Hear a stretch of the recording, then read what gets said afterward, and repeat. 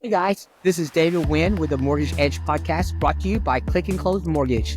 Today, I have a powerhouse realtor from the great state of Arkansas, Lola Philpott. How are you? I'm good, David. Thank you. Thank you. Well, Thanks for welcome to having the me. show. Welcome to the show. As we sit here, it's Friday, February the 7th, 1 week before Valentine's Day. Things are really heating up in the market out there.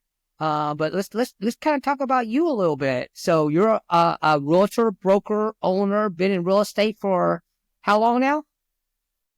So I always say a total of about 25 years. 20 years of that was spent, our family was builders, building new construction, residential, doing spec houses, that kind of thing. We did that all over central Arkansas. And then finally in the last, I think this marks my 5th year where I decided if I could do it for us, I could do it for everybody else. So I decided to take an early retirement and go into real estate full time. What was your previous job to this? So I worked in law enforcement. I was a public service telecommunicator. Wow. So what did you retire from there, or was it I just like, hey, did. I'm leaving? No, I retired. I had my time in. I cashed out the retirement. I had to have some money to live here for a little bit too. So I cashed out and took a chance and turned everything in on April Fool's Day. So That's that was awesome. my, So go you've only ahead. been a realtor for 5 years. That's it? So 5 years, yeah. This starts my 5th year. So really only 4 full years and then 5. And then, like I said, even building, we only did like 12 houses a year. Right. Are y'all So still building? we are not building any longer. No. Gotcha. Well, 5 years in the business, I know it's Yeah. you and your son is a team, right? Do you run it anybody else, or just you and your son? So his wife is our transaction coordinator. And she's actually a licensed therapist. But after my first year alone, I knew her organization and her what she brings to the team. And see, she worked with us too when they were dating way back in the day. You know, she was always around the business and building, and she just really got used to things. She went ahead and got her master's degree and pursued her education. But she's been a part of our family business and then moving into real estate since she was 19.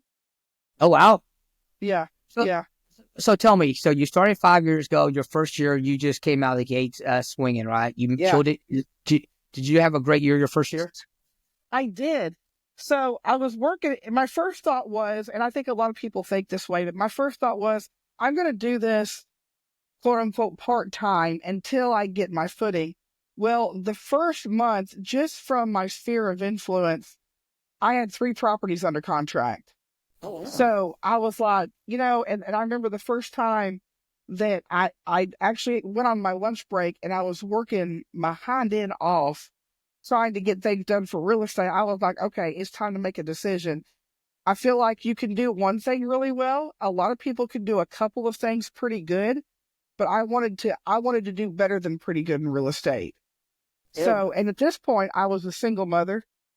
I had 3 kids still at home, and the only income I had was from law enforcement. But I thought, you know what? I believe I can do this because I'm like an all or nothing kind of person. I was going to put it all in or I wasn't, and I decided I would. So that's what I did. What an inspiring story, Lola. So you quit your job, Mhm. 3 kids responsible for, no other income, and you Right. say, I'm going to go into a 100% commission job. I did. Yeah. I should have been drug tested that day. They probably should Yeah, have I, said, I hey, you think got to go so. over here and go. But I did. I just really felt like I said, I had 3 closings. Mhm. Um, I have a really strong faith in the Lord. And I thought, Yep. he wouldn't have put me here if he didn't think I could pull through it. And I had talked to my kids. At the time, my son was an adult then. So he was already married and had a couple of kids of his own. And, he was just very supportive also. And he said, Mom, if anybody could do it, I know you can. So he said, do it and see what happens. So when did he join the company? A year later, And what was he doing before? law enforcement. He was an So, officer. So you and him just said, hey, you know what? Because I know you're making a lot more money doing Yeah, real estate than being a civil servant. yeah, Aside for with sure. and without the dangers of being a civil servant, Yeah. we'll say. But it. Do y'all share y'all's numbers, or y'all just part of a team? He does his, and you do No, yours. we actually do share our numbers. Last year, but we divide up. We're kind of like, I always use the picture in our mind of a three-legged stool. All three legs are equally important, but we do different jobs.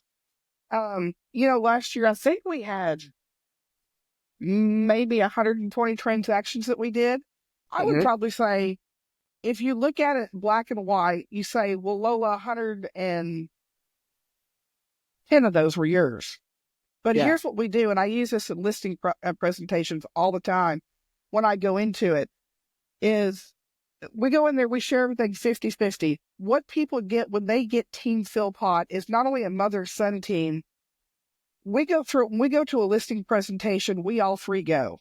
I mean, we believe in shock it all. And I tell people we're all coming. They say, okay, you bring that whole team in, and I tell them, okay, here's what's going to go on. I'm looking for marketability and advertising. I'm looking for what we're going to get for your house. The same time I'm doing that, Chloe, my son's wife, my daughter-in-law, is taking notes like rapid fire. She's making note of anything I'm saying, whatever the sellers are saying, and we're looking at stuff throughout the house. My son is looking for things that may be a problem. He's using that building knowledge that we come from, looking for, okay, the columns in the front have chip paint. We're going to have to get those, we're going to have to get that scraped and painted before we can let that go for FHA or USDA. He's looking for a hole that was kicked in the bedroom that's going to need patched, or a potential leak in the roof in the living room.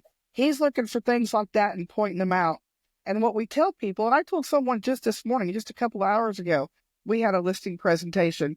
And I tell people, what you get with us, though, in the case of this morning, these people are older. And at first, the guy was like, well, it's going to be sold as is. We're not doing anything. And I explained to him, man, if we could come in here, let us paint those columns, scrape that paint, that will open your home up to a larger group of buyers, which could potentially raise the price and the profit you can make. And if you can't do it, that's okay. My son will do it. I volunteer him for stuff all the time. John, I say, John will come over here. He'll scrape the paint. He'll paint them. It's not going to be no problem. There's nothing a seller should have to worry about if they're working with us. And you know what I heard, Lola? I heard pro tip. That's to get a listing appointment and to care before you even signed it, to Yeah. invest your whole team. Everybody has their job and stuff like that. I bet you win 90% of the listing appointments because you come in from such a unique perspective, right? I think we do. I think we do. We go in there, I'll tell you, David, we kind of play bad cop, good cop sometimes too. Yeah. And Chloe, the transaction coordinator, is the bad cop, because also then I tell people as we're signing paperwork, hey, y'all, she keeps us in line with the state of Arkansas. She keeps us in compliance. So we're going to have to go ahead and sign this paperwork here. Now, this is the seller's representation. And I explain it to him. And she's right there, and she plays the part well. And I mean, we just do. We do actually win most listing appointments. If we can get in front of people, I feel like as a group, I feel like, first of all, people like the idea of a family that actually works together and gets along together. And then when they see us come in there and they see how well we're working together to get their house sold for the most money, I mean, to me, it sounds like a no-brainer, but I agree. I agree. It's definitely a secret sauce. So what? What's the market like where you're at in Searcy, Arkansas? I mean, it's booming out there. yeah, it's doing pretty good. We had a little bit of a slowdown in December. Mm-hmm. Going into January, February is freaking on fire. It's amazing. Um, let's see. We had two closings this week. One of those got pushed off to next week, and the following week, just in 2 days, we're closing just over 2 million in volume. Oh wow, So that has to be one of your best Februarys in a while, right? I think, yeah, definitely will be. I think the closest one, and I haven't looked to be sure, it was either February or March last year. We had a really good month then too. So, this kicks off the spring, and that's our haymaking season for real estate. Yeah, and and is it mostly listings or is it buy? Are there buy sides too? We What are you? do represent buyers, but I would say we represent sellers probably 4 to 1, sometimes Yeah, 5 to 1. yeah. Yeah. Well, offline, we got a product called MoveTube where you actually have the ability to put your seller's stuff on AI video and onto TV. We'll talk a little bit more about how I can help you with those listings offline. Sure. Yeah. But yeah, that's awesome. So, how do you get your leads? Tell me that. Are you Zillow, Realtor.com? Is it all Sphere? Is it all brokers? What are you doing to generate leads? We have really never paid for a lead source. Now, but to be perfectly transparent, of course, Remax, and we're Remax Realtors, they pay for a lead source for us. That helps sometimes. And I say sometimes, it gives me a name and an email address. I can't really say that too many of those pan out for us. Most of our buyers and sellers comes from our sphere of influence. We started with friends and family, and we've got a big family. We've got lots of friends. It's a small town. Everybody knows us. Yeah, and And you grew up there, right? Did you and grow up what? there? And you grew up Well, there, no, right? I didn't grow up here actually, but I've lived here for over 30 years. You grew up. Um, yeah, yeah. So, these people know us, but then we stretched out, and immediately, even when I first started, I said the real group of people that I want to help, if I've got to find a niche somewhere, it's going to be law enforcement. And because, and we say all the time, we bleed blue. And that's really where we seem to help out a whole lot. Now, the bad thing about that, David, you got to look at, especially representing buyers, is sometimes, especially new officers, they're not making much money. You Mm. know, so that kind of can bring down our volume numbers. But I strongly believe in helping them. They're going to move up some point, and everybody knows law enforcement loves the medical field. So that officer is going to marry a nurse. I mean, it's going to happen. There's going to be a doctor involved somewhere. And so then they're going to move up. And when they move up is when I want to be poised to say, okay, well, let me sell your old house and we'll get you in your new one. Yeah. Well, I tell people all the time, the good news about civil services is you exponentially make money more every year. You're Yeah. guaranteed that Yep. raise in like other professions and stuff like that. And then, we have down payment assistance program now, and now there's a new program called FHA 100% financing for those that have no money. Yeah. So, we can get you into a house if you have zero down. We're not worried about that. Because they talk about, if you're renting, what's the average rent in Arkansas? 1,500. It's like 1,500. That'll get you a 3 bedroom, 2 bath, Okay. decent neighborhood. So at 1,500, you're putting down first month and last month's rent. You're up to Yep. $3,000 to move in there. If you Yep. added, double that, you could probably buy a house. Yep. For sure. For the same price. So that's the things that I tell people all the time is, if you want a house, we can get you into a house. Talk to Lola, talk to us, the mortgage people, and we'll definitely help you out with that. So Yeah. Lola, how do you define success, and what do you think has been your biggest success so far? What's the one thing that you said, man, I made it, or have you made it? Well, I think defining success, and especially for a single parent, is that financial liberty. You know, when I'm able this morning, I spent the morning at my grandkids' school for a program they had. I didn't have to ask somebody, could I take off the morning? I didn't have to put in a request for time off. That just sitting back there, even 5 years later, like it makes me feel good that I have the time to spend with my kids and grandkids. And then again, like I said, like that financial security, knowing that my kids, if they need something, they know they can come and ask. And I'm telling you, there was a time, especially as a single parent working in law enforcement, where I had to budget when we were going to buy a toothbrush. Yeah. And I'm real picky about those. So I mean, I was putting it in there too. It was a line item. We're going to replace those toothbrushes every 4 weeks, but I had to make sure it was budgeted in, because even that $1.27 pack, that could make a whole difference when you're a single parent and you've got 3 kids at home.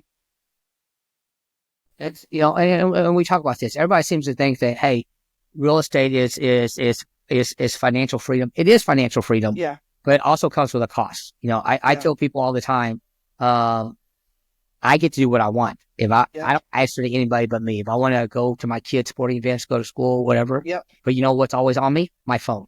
100%. My phone is always on me. And real estate is a 24/7, 7 days a week. There's not a day a week that my phone doesn't ring for something real estate related, and that includes vacations. But I won't trade it for the world because I'm giving up one freedom for another freedom. That's exactly right. And that's part of real estate. It's not glory. People think,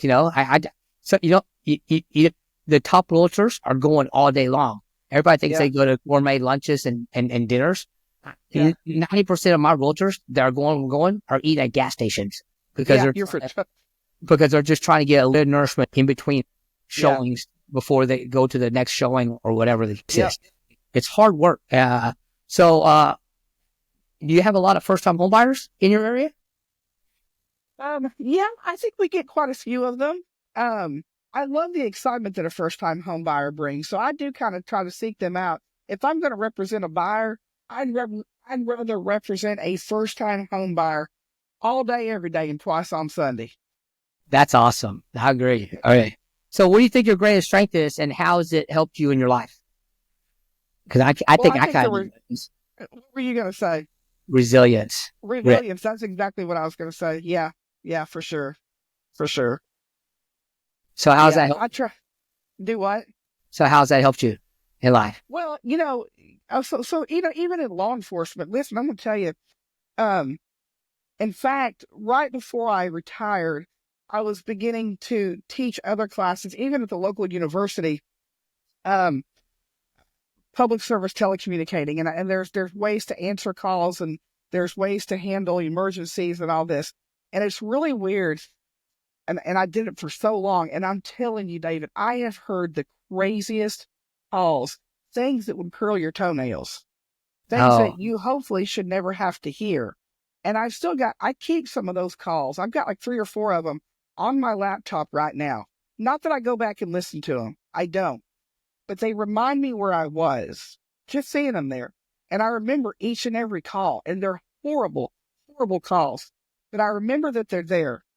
And one of the things, though, and this is weird, and this, actually, David, this is being very transparent. This will tell you how messed up I probably am, and why it's good to have a licensed therapist as our transaction coordinator, too, though.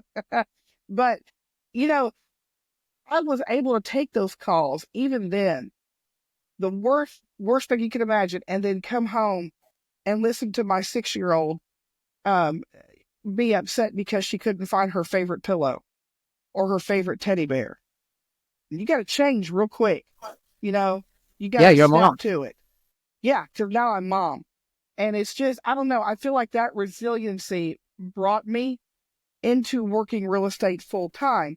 And I can tell you, and this is maybe not good either, but when I get a termination, I hate terminations. We all do. You got to withdraw the loan. I got to terminate the contract for whatever reason. Man, don't get me down. Let's move on. Let's keep going. And I feel like I get to keep so many buyer clients because of that. Because if it does terminate and it's for a financial reason or because of a bad inspection, we're going to keep going. I'm not getting upset and I'm not losing sleep over it. Let's move on to the next house. So that's awesome. I love it. I love it. So how do you envision your future, and what goals are you most focused on right now? So, I figure I'll be in real estate. I'll be working here at this desk with the same background probably till noon the day I die. I envision that. I hope that. I want to be more intentional, but something I tell my son constantly is we need to focus on the future, but use our time in the present. Just to be the best that we can be, whatever that means. Just to be the best that we can be. So I'll share you a story. I don't know anybody in real estate that retires. You go to more funerals in real estate, but no one in real estate retires. Yeah. I got a great story about that. One of my closest realtor is a woman in Georgia. She's 85 years old and still selling property. And now, excuse me, she doesn't even do it for the money because she has plenty. She does it. It's her. She's been in business almost 60 years. And she can't drive anymore. So she makes her husband drive, but she can't say no to the great grandkids of her clients. And so there are more favors and stuff like that. And it's just, I mean, I just laugh because she's so bubbly and she doesn't even do, I think she does them all now for 1% just to help out. She doesn't even do it just to get out there. And she goes, I turn out because I can't be as busy, but there's certain clients she just can't say no to, you know? And again, this is real estate. I don't foresee me ever quitting. I may slow down, but I'm with you. I'll be doing this to the day that there's a good Lord calls me to heaven. So for sure. So what's something you're passionate about, and how many people know about it? You know, I guess there's probably two things, and I've been, I guess, blessed enough to work in both fields, and I'm very passionate for women that are victims. Whoa, sorry about that. Women that are victims of domestic violence. I now serve on a board for the White County Domestic Violence Prevention Program. That's a big deal to me. But an even bigger deal is children and foster families. I'm a huge advocate. I was the president of the White County Foster Parent Association for 2 years. I just really believe in advocating for those that can't advocate for themselves. No, you're awesome. So charitable also. But you're a great Lola. No wonder you do so well in real estate, because you care. That's why. Well, what keeps you up at night about your business? Anything, or is business just hunky dory? You know, David, I wish people understood, like, our clients, how much we really pray for them. Not just me, but like you. Like, I hear you talking. I can see that you've got a faith in the Lord. If these people really understood how many nights I've been on my knees by my bed praying that they'll make the right decision regarding that inspection, or that they will make the right decision regarding which way they're going to go with their finances, or the house that we're looking at. I mean, and it doesn't really keep me up, because I do pray for them, and I try to turn it over to the Lord before I go to bed. And again, for working in law enforcement, I just have that switch that a lot of people don't have. I click it off and we're done. I'll talk to you in the morning. You know? I love it. Well, Lola, we could sit here and talk to you all day, but I know you have clients. It's the weekend. Going into the weekend, you can prep up and serve your clients. What did we not talk about that we should have talked about today? Well, I do want to hear more about this FHA deal that you were talking about with the 100% financing, and I have a question for you about that. Yeah. So it's a new program. It's called our SAM program. It's 100% FHA financing. Basically, we're going to pay for down payment, closing costs, and everything to get them into the house. It's basically a solid second. They don't pay anything. They don't pay anything for it. Now there's contingency on it. Basically, we're sharing in the equity growth of their house in the first 5 years. But someone that has no ability to move in house, doesn't have a down payment, then it's worth it, right? Because it's the reality is, your first house, how long do you really stay in there? That's exactly right. Yeah. So that's the FHA SAM program we have in turn. And then we also have a down payment assistance program that pays up to 5% of the loan amount. So with 5% of the loan amount, if we get them into 3% down payment, that leaves another 2% out there, and then get a little help from you with closing costs, they move into a house also. So, both, it's just, I tell people all the time, no single client's the same. Like, you can't just bring me a client. That's right. Hey, let's put them in the FHA. I don't know until I pull their credit, until I see their income, which programs to do. And so what we do is we do a loan consultation to go over all of our products, and then we tailor whatever is convenient for them. So by the time they get out of our loan consultation, they know exactly what their monthly payments are. They know exactly what their closing costs are. They know everything. So when you execute a contract, there's no surprises. They know exactly. They don't have to call me and go, hey, What's my number? They already know. Yeah. That's pretty amazing. Yeah. What's your question about it?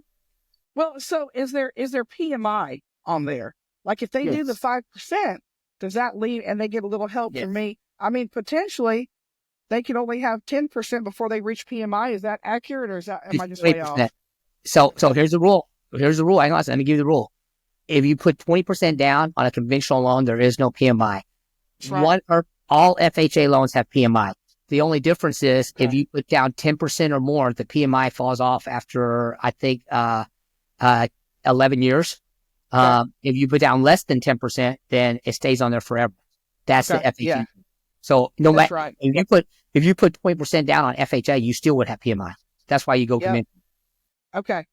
And I didn't remember that. That's true. Okay. All right. But it's still a good deal. I feel like that's a great way to get people in. And I get first time buyers, David, that are looking for no down payment, looking for help with closing costs, because I think also, at least here, the playing field is beginning to level out, and I am seeing fewer sellers want to give closing costs or pay closing costs. Well, out there where you're at too, we have a one-time close program where I'll build you a house from the ground up if it's USDA territory, 0 down. Yeah, and White County is. Yeah, we are USDA. Yeah, exactly. Any other questions? No, I think that's it, David. That's good to know. That's good knowledge right there. Well, we're talking more about that offline, but if the people in Arkansas want to find you and use you as a realtor, and I know they do, how do they find you, Lola? How do they get in touch with you? Well, they can call me 501-388-7367, 388-7367. They can Google us, Lola Philpott Realtor. Find me on TikTok. And Facebook, I think, is Team Philpott, Remax Advantage Realtors. I think the TikTok thing is maybe just Lola Philpott Realtor. We're on Instagram, Team Philpott. Or email me. I love emails. That's the first thing I do every morning is look at email. lola.philpott@icloud.com. And if you guys are watching this live and not listening to us, you saw that go across the lower thirds. And if I'm you in Arkansas and you're looking to buy or sell, there's only one team I would call, and that's a Lola Philpott team. She's here to serve. And she's a lot of fun to hang out with. Well, thanks for being with us. Yes, ma'am. Well, thanks for being with us today. My name is David Wynn. This is the Mortgage Edge podcast. Have a great weekend. Bye, guys.